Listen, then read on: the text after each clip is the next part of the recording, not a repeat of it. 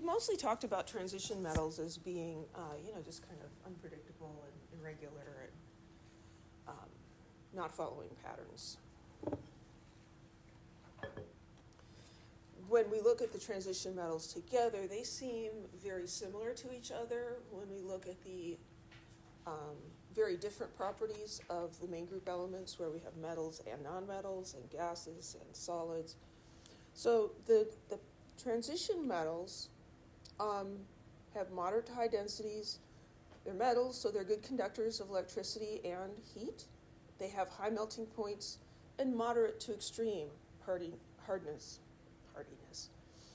They also have similar electron configurations. They are going to have electrons in their d orbitals. But each of these transition metals is unique, and there is a wide variety of chemical behavior that we can observe in them.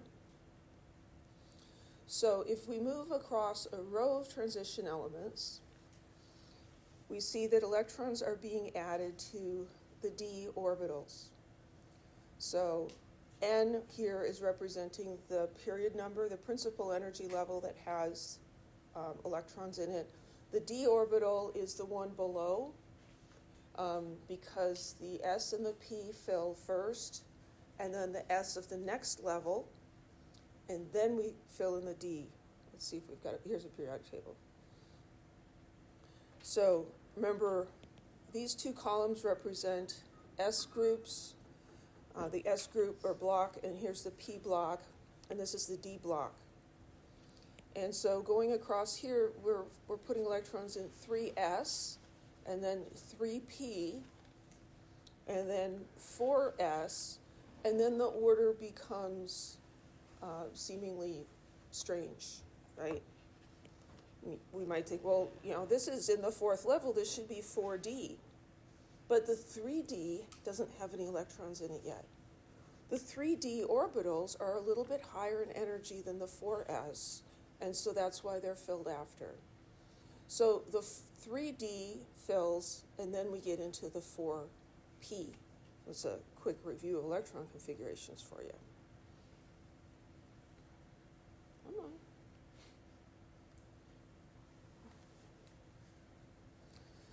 So the first two rows,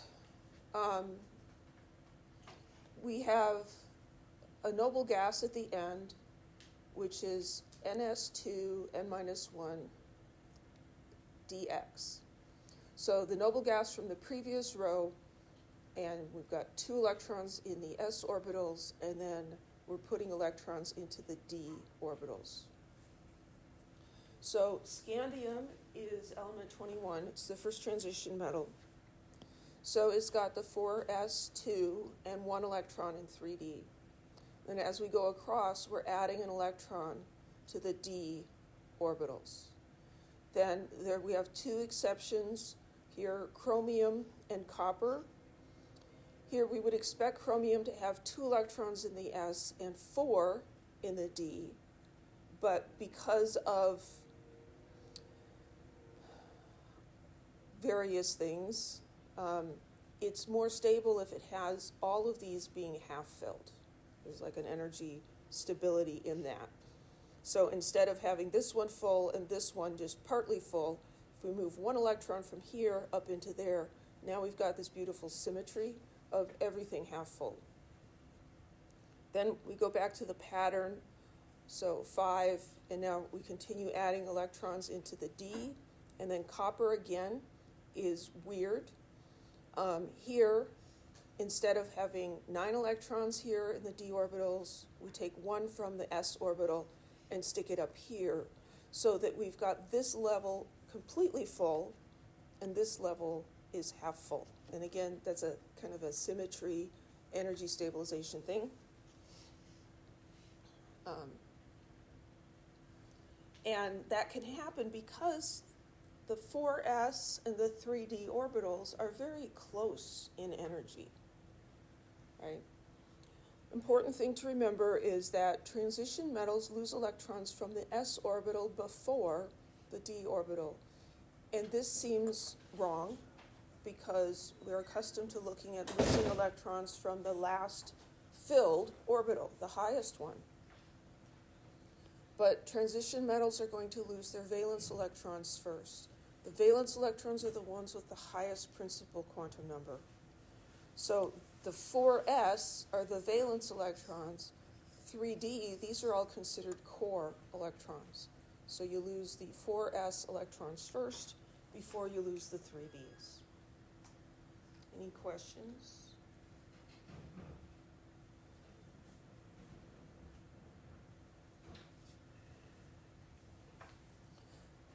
So this is a helpful periodic table because it shows us the highest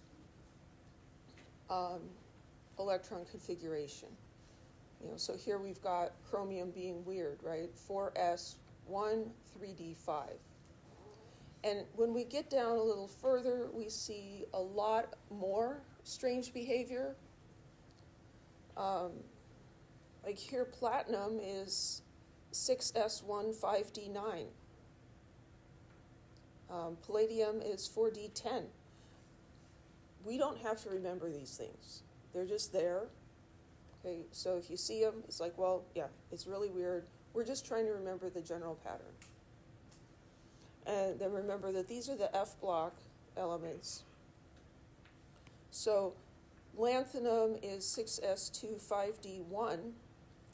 And then when we get to cerium, that electron from the d orbital now is in the f orbital, and we've added another f electron. And so here we're adding into the f orbitals for the most part, and then we've got some weird things like this one before we finish filling up the d orbitals. Okay, so write the ground state electron configuration for osmium, OS. So that's element 76 on the periodic table. And of course, it'd be really nice if I had a periodic table on this slide, but I don't. But you can look at one. So osmium is in period 6. And so the previous noble gas is xenon. So we can start with the noble gas electron configuration, of xenon, and then we're just going to write what happens after, because there's no point in just repeating all of that other stuff. So after xenon, we go over to the 6th period, and we've got 2 electrons in the 6s, right? 6s2. And then we have, in this periodic table on the wall in our classroom is nice because this is how it's actually supposed to look. So it's got the lanthanides and actinides actually in the periodic table, unlike this one, where they're pulled out and separate. So the periodic table in the classroom is actually cut here, and these are stuck in there. And we did that, one, because that's how it's supposed to be, but also because that made the periodic table fit on the wall above the whiteboard, right? So nothing too fancy reason for that. But so when we get to lanthanum, cerium, promethium, etc., now lanthanum would fill a 5D, but then the very next one is going to go into the F. So we're just going to count all of those Fs. So we've got 6s, and then is that 5F or 4F or 3F or what is it?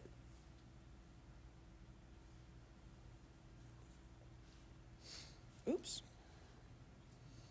So this is 3D. The D block elements are kind of sunk down. So here's period 4, and these are 4 minus 1.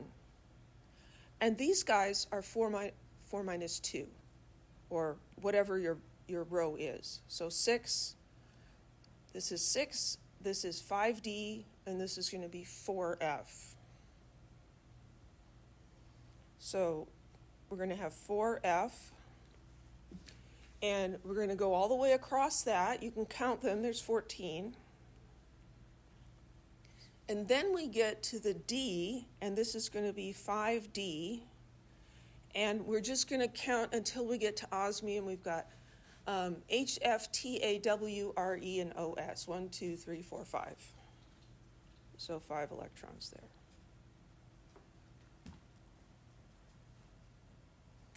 You recall doing stuff like this? Yeah, the ACS final will have questions about electron configurations. Any questions about that one? Pardon me? There's not going to be any P in the noble gas configuration because we haven't gotten to the 6P yet. Those start at number 81. Yeah. And the previous ones, the 5P, are included in the xenon. Okay? So yeah, we don't see any P orbitals in this one. Good question. Any other questions? Yes? Is it 5D5 not 5D6?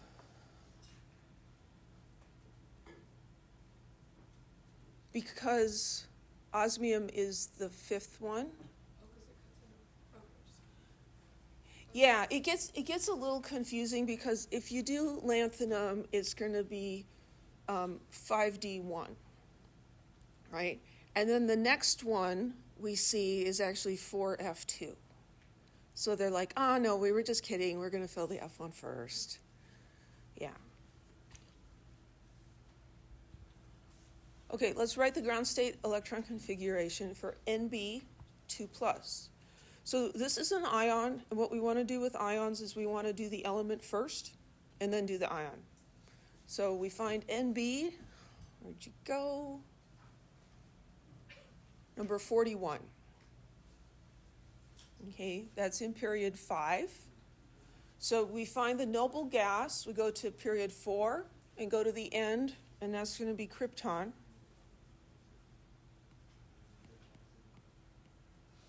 So after krypton, we go over there and we've got 5s2, and then we've got the Y, and coming over through the D's. The D gets kind of split up over there. We've got Y, ZR, and NB. That's 3, right? So 4D, 3, that's niobium as an element. Right? No charge. NB2 plus, which electrons are we going to lose? The S's. We're going to take these out. We're going to lose the ones with the highest principal quantum number first. If you were in my Chem 1A and you heard the quantum hotel analogy, this is the 5th floor, and I think of, you're removing electrons, it's a tornado coming. The tornado takes off the top floors, right? Tornado's not going to take out the 4th floor. It's going to take the 5th floor out first, right? So these guys are the ones that are lost. So for the ion, we've got krypton, 4D3.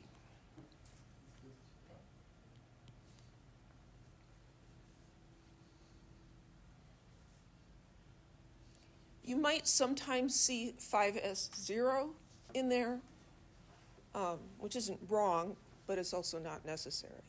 Any questions?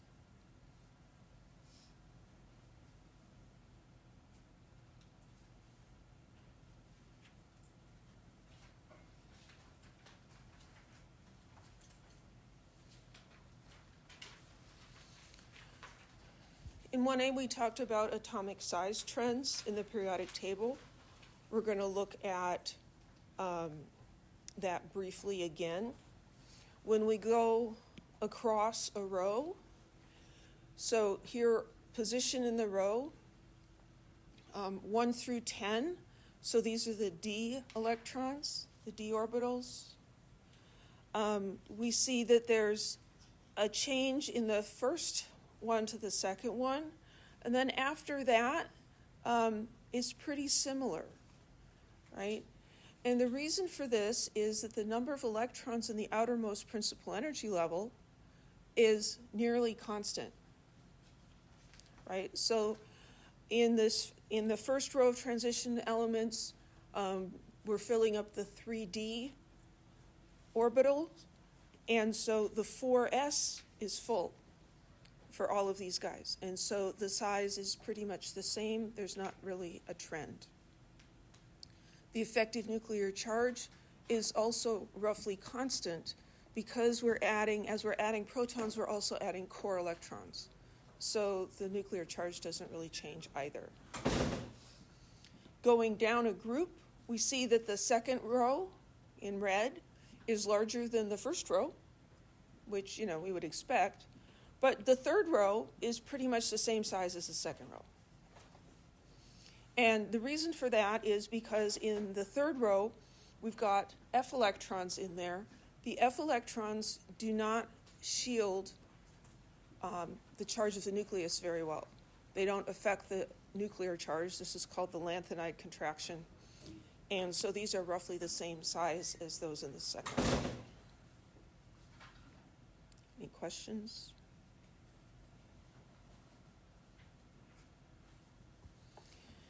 In terms of ionization energy, we learned that ionization energy increases across a row in the periodic table as a whole. And we do see that even in the transition metals. It does increase, but it doesn't increase as much as you would expect based on other trends.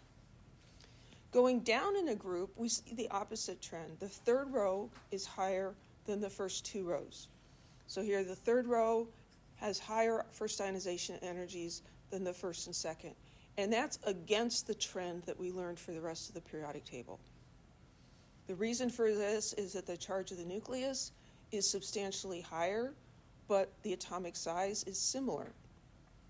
So higher charge is going to hold on to things more tightly, and so it's going to take more energy to pull these guys off.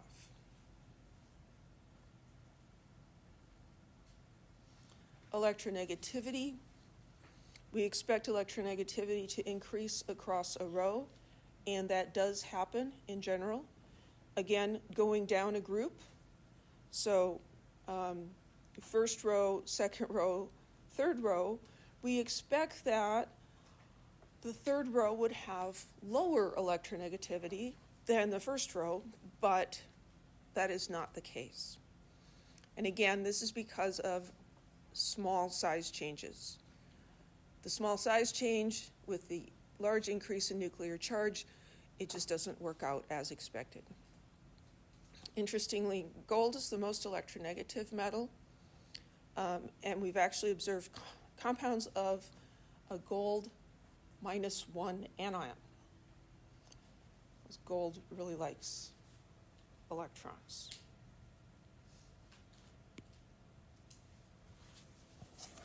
Oxidation states. So transition metals have lots of different oxidation states. The highest oxidation state is +7, and that's for manganese. That gives a noble gas electron configuration that is the same as argon.